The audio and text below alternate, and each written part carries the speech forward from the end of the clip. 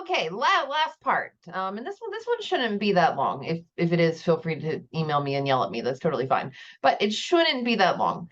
Okie dokie. Well, now we're gonna get into the last little part, sort of like attractions and gaming. This sort of both goes along with lodging, and it's a huge type of tourism and reasons why people start to travel. I mean, let's look at Vegas. Vegas has some of the most visitors going through it every single day.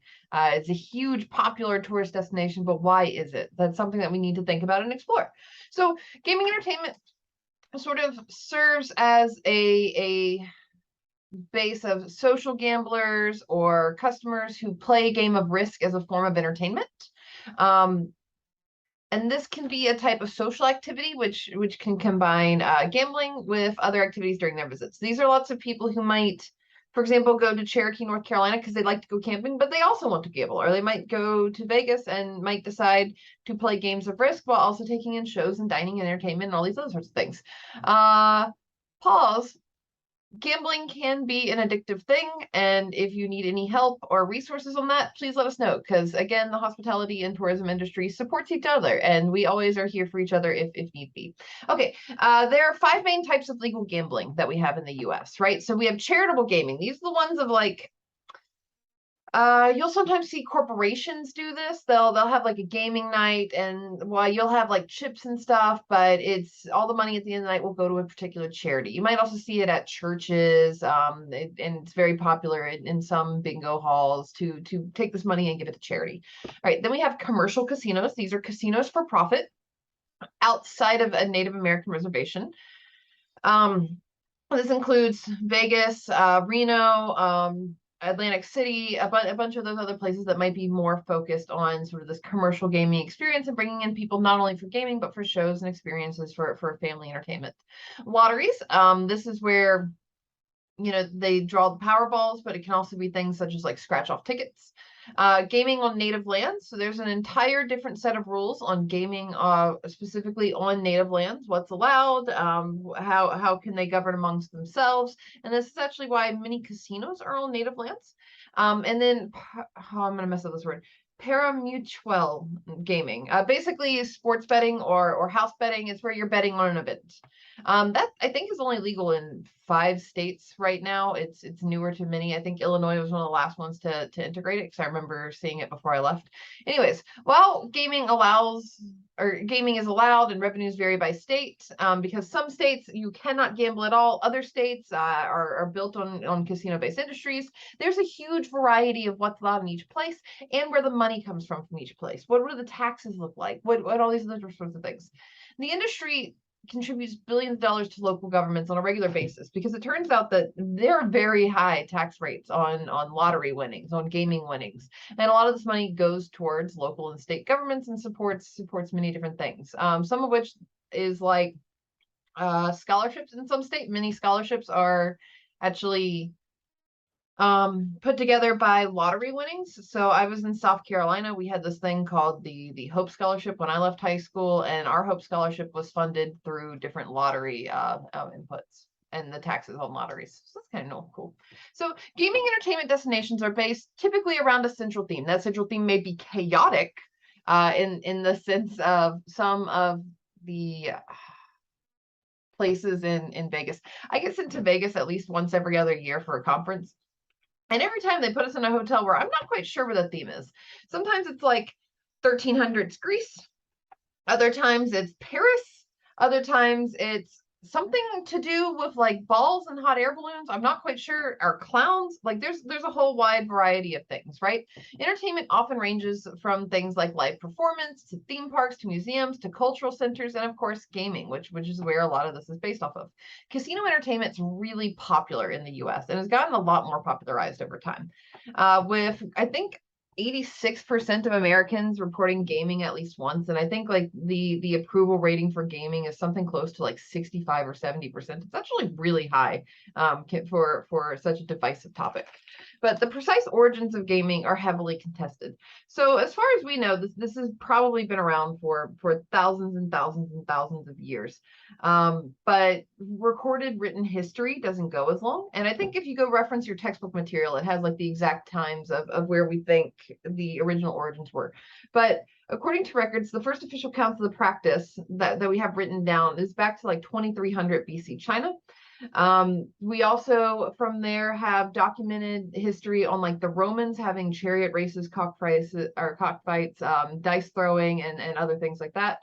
And this has been a huge cultural base. The idea of going to a tavern and betting on a game is something that has been long enjoyed by voyagers. It's something that has brought together different societies, especially in maritime areas or trading areas. And has been a huge way of how we've actually connected in the world through history.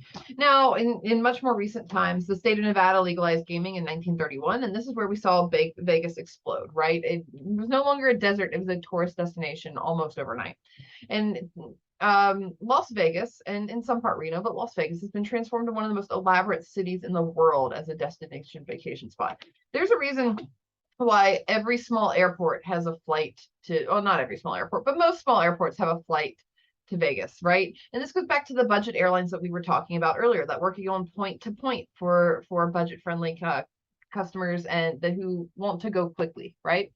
A lot of the time, for example, the St. Louis airport didn't fly directly to Las Vegas, or if they did, it wasn't very often, but there was a small airport right across the river that had daily flights by Allegiant multiple times a day to Vegas. We actually see this around many cities. There's many low budget carriers such as Spirit, Frontier, and JetBlue, which they pretty much connect cities to Vegas and to other places such as beaches because they know that that's where the most popular travel destination routes are.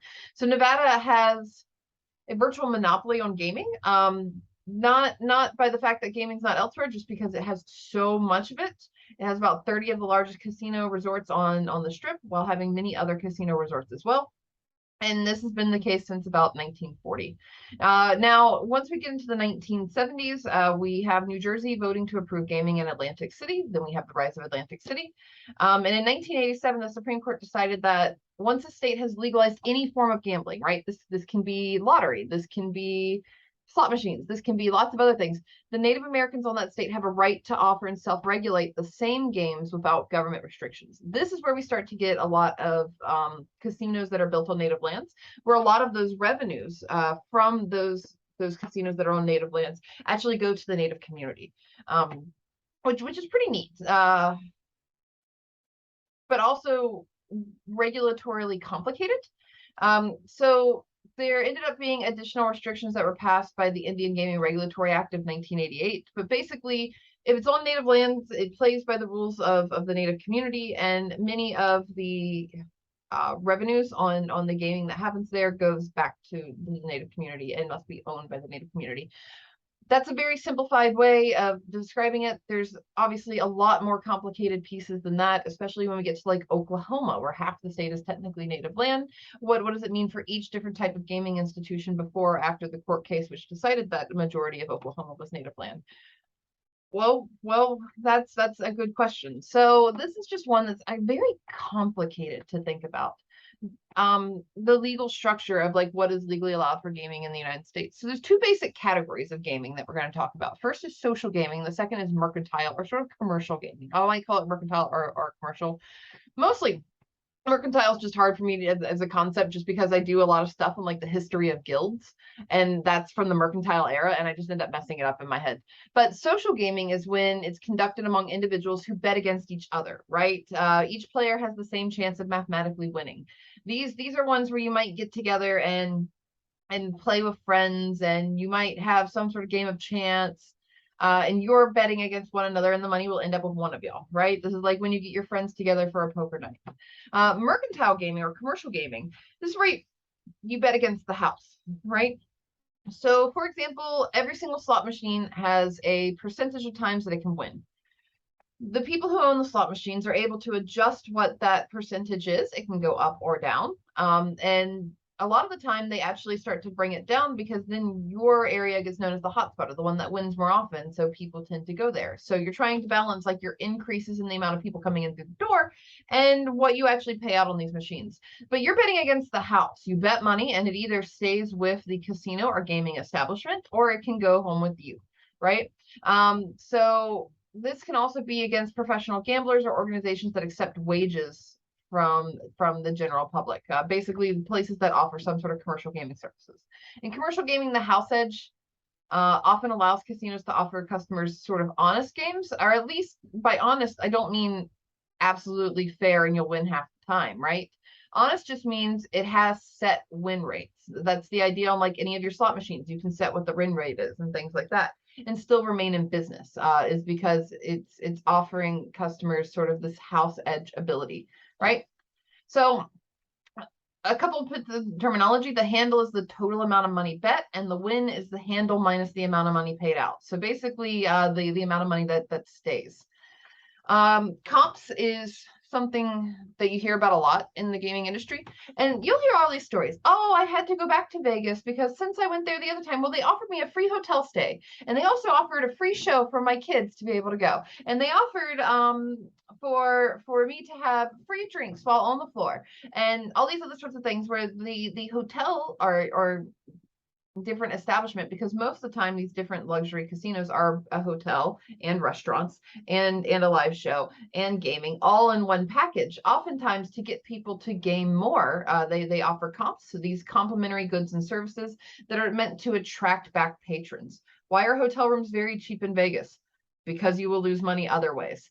The value of comps vary as casinos rely on sort of the loyalty of high betting customers. So those are the ones, the people who tend to stay loyal to one brand are very high betting. They're the ones who tend to get the most comps because it brings them back in through the door. Recently, some casinos have even begun tracking like rewards for non-gaming spending, like, you spent money in dining and you spent money at the show and you spent money at the little store that we have out front. Well, then you're going to have so many points that you can go use for like a free spin of the wheel or something like that in order to be able to broaden sort of these revenue streams. So casinos can have many different types of gaming, right? You can have gaming taverns. These are pretty much smaller hole-in-the-wall places. You have standalone casinos. These might be luxury resorts or not luxury resorts. You have Indian reservations, which, oh my gosh, what happened? The form of bingo parlors. I guess I did not spell check this page. Sorry about that. Anyways, Indian reservations, which sometimes are either larger gaming establishments or might be bingo parlors. So in some states, because of the way things were legalized, they end up being like based in bingo parlors or prefabricated buildings. There's also the riverboats. So one of the most famous industries for, let's say, Missouri and Illinois is the fact that you can take like riverboat cruises up and down the Mississippi River. It's because in the water, gaming's fine. There's many different places along the coast where you can get on a gambling boat. The machines are off when you get on. They get 3 miles out, so it's technically in international waters, and then they turn the games on, and then you can bet there. And by the time you come back to shore, those games have to be turned off when approaching the shore again. Riverboats and just ocean liners that are focused and based on gambling are huge revenue sources, and that's because of this international water element, or who really owns the area. So there's lots of jobs working in casinos that are pretty interesting. There's hotel operations because people need a place to sleep. And you still have many of the complexities of full service hotels, except 24/7, where there always needs to be a food and beverage option. There always needs to be parts of different hotel operations that are available, whether it's 4 p.m. or 4 a.m. And a lot of this is because there's no clocks in casinos. That's a misnomer. There's no clocks that are noticeable in casinos by the general public. If you look at the skyline, you'll see sometimes really small red text. If you walk towards that small red text, that's what the clock is. That's how waiters and waitresses and bartenders, they know when their shifts end. So typically if you go by the bar and then look directly outwards towards the sky up at that, you can typically find them. But for the most part, there's not clocks, right? Also, there's no straight lines. This is something that became popularized in the 1970s in casinos. A lot of the time when you're starting to walk in between different places, you'll notice that paths sort of branch off, but they don't branch off in clean 90-degree angles. They branch off in maybe 60-degree angles to take you to different places.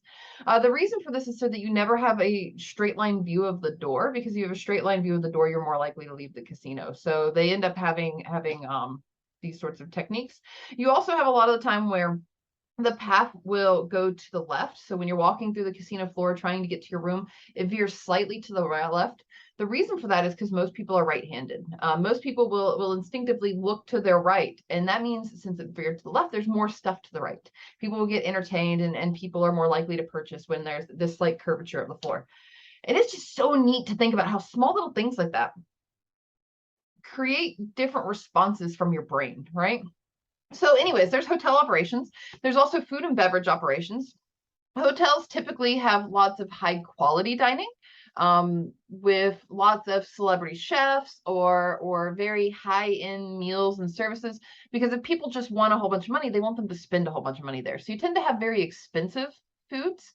You also will a lot of the time have something closer to like a cafeteria somewhere, or something that has a lower value food item, or a quick serve buffet, that are typically more family focused. So these tend to be themed or celebrity based.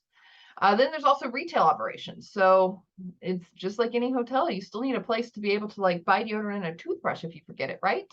Or, and in a lot of places, it's more than this. In smaller establishments, that might be the retail that you have. In larger establishments, like some of the larger casino hotels and resorts in Vegas or Atlantic City or Memphis or Cherokee or anywhere else, a lot of the time the retail will actually be lots of high-end products. So they know that a lot of people just won tens of thousands of dollars.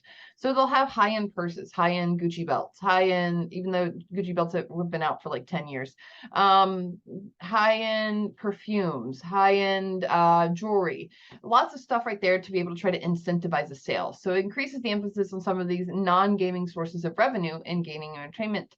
And also it's also bringing back some of the money to the house, right? So having an expertise in all phases of retail operation, from store design to layout to product selection, to merchandising to sales control, for both low-end and extremely high-end items, is very important when working in a casino. All right, like I said, this is going to be a short one. I hope you have a great rest of your day. Bye.